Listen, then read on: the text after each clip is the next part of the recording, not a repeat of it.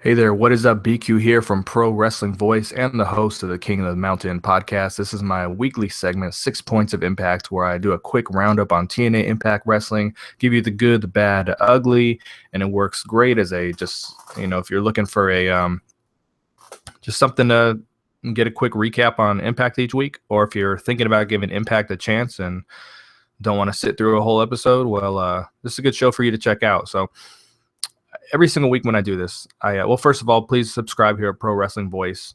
If you do like what I have to say, I do a weekly podcast covering Impact every week called the King of the Mountain podcast. We had Robbie E on last week. He's going to be on this week as well.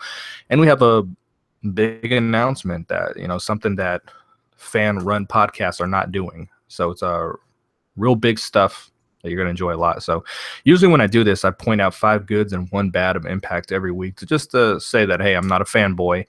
I know what didn't work. I know what does work. And I'm going to say right here, this was the best episode of the year. Loved it. Loved every moment of it. I'm doing 6 positive points this time. I'm going to say like this. If you say you hate TNA, you don't like TNA, you used to watch it, you don't like it now, it's a sinking ship, it sucks, whatever it is you say. If you watched this episode and you leave afterwards saying that shit sucked or Monday Night Raw was better than this, then you are trying to be a hater. You are looking for, you've made it up in your mind that there's nothing that can be done. And that is some of the people out there. This was the best wrestling show on TV this week.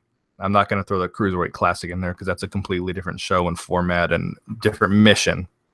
But wrestling program on TV this week, and it'll be no different when Ring of Honor airs this week. This is the best wrestling show of the week. If you disagree, then you're purposely trying to hate Impact Wrestling. That's the easiest way I can put it to you. First thing, the debut of Aaron Rex, known as Damian Sandow to most. This promo was killer. This is the promo of the year in wrestling. It was a straight shoot promo. No one scripted anything for him. He didn't take shots at WWE, but he did throw little jabs, but it wasn't at the company, but it was basically at how his character was contained and everything. If you've been following his career with WWE up to this point, you have never seen a passionate, serious promo delivered from him like this. I mean, when he starts speaking, it doesn't even sound like his voice. His demeanor is totally different, and his voice is even a little bit different because he's not projecting it in that pompous way that he was doing previously. Oh my God, watch the freaking promo if you have not seen it online. It is amazing. It is phenomenal. And the Impact for his own crowd was very hot last night. And sometimes they can be, a little quiet. And this dude fired that group up like you have not seen anyone fire that crowd up in a while. Second one, this probably should be 0.6 because I wrote them kind of out of order. But there was a lot of vignettes that aired throughout the night. James Storm versus Bobby Lashley. This was the example of making a world title match matter.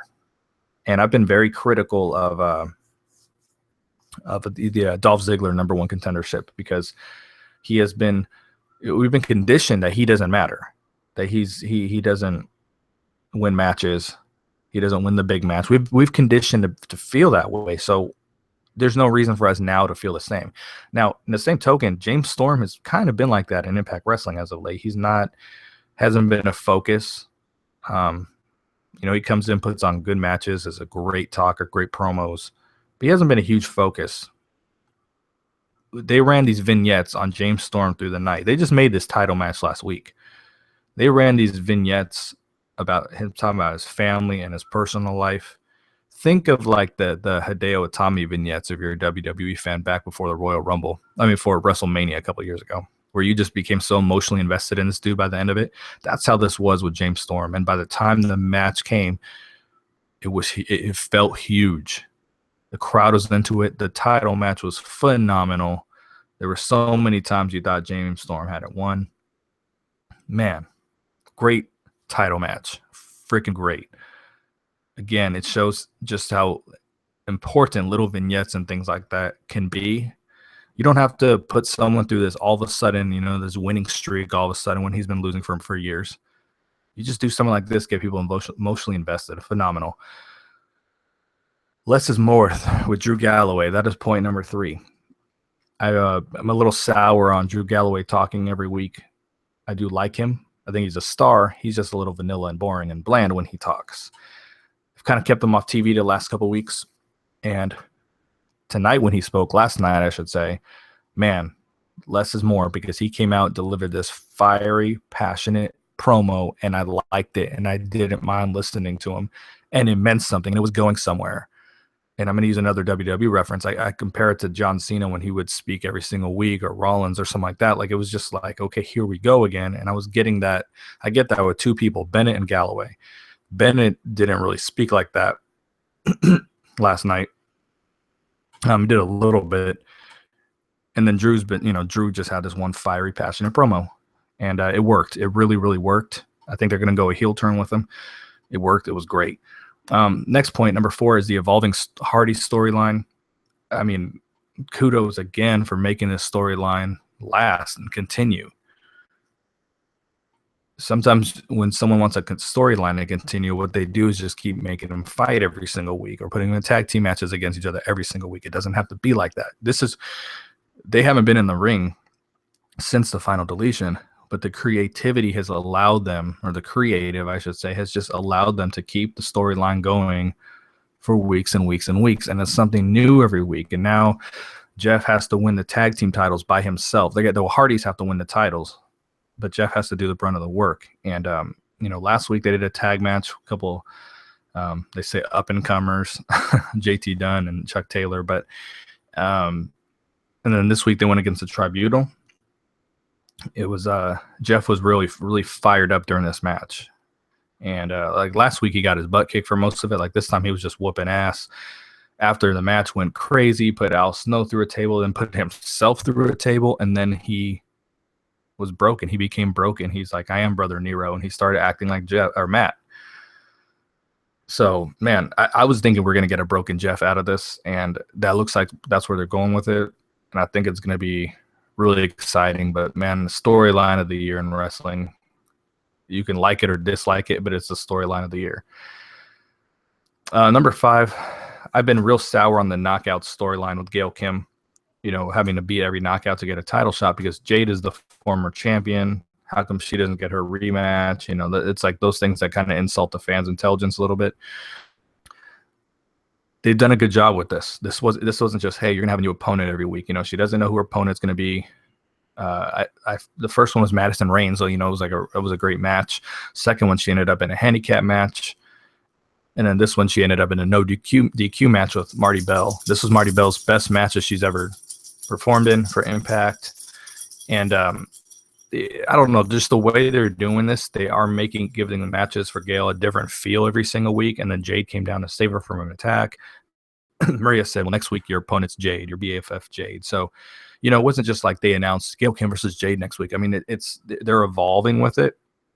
And, I'm going to give my hat off to them, because at first I hated this, and now it's not bugging me so much. Number 6, just in general, you have no idea what's going to happen in Impact Wrestling. Bound for Glory is coming in October, and we have no idea the storylines where they're going. And that's great. Like, the worst thing is when you just know you can forecast 2 months in advance, okay, this is where they're going with it. And you can't, because you got Lashley, who won the title last night. After he won, he won all 3 titles. After he won them, Aaron Rex came out to stare him down. EC3 is the number 1 contender, but Drew Galloway just challenged EC3 for the number 1 contendership. And then you got, what are they going to do with Mike Bennett? Well, maybe they're going to do a program with him for Aaron Rex. It's kind of out of the blue. But then you got Eddie Edwards, who's beefing with Bennett and with Moose. Eddie Edwards has a match with Moose next week, wants a match with Bennett. Maybe we're going to get Bennett and Moose versus the Wolves at Bound for Glory. Like, that's pretty badass.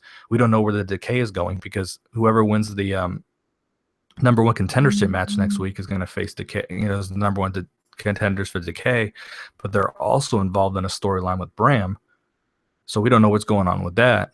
And you can say that of a few different angles here. You just don't know where they're going with it. Everyone's involved with other people. It's not just, hey, you're my enemy for this week, or you're my enemy for the next month. They're just all involved with different people. It's exciting shit. So again, if you want to check out my weekly podcast, it's King of the Mountain Podcast. It's on Podbean, it's on YouTube, it's on SoundCloud. We've been doing very good with our viewership, listenership, and we had Robbie Elon last week. Numbers have skyrocketed since we had him on. He's going to be on this week too, which this show drops tomorrow. And then we have a huge announcement as far as what we're doing from that point forward. And every episode we do, if you're a TNA fan, is going to be a must watch, can't miss. All right. So again, this is BQ 6 Points of Impact. This is the Pro Wrestling Voice. Subscribe. We'll talk to you next week.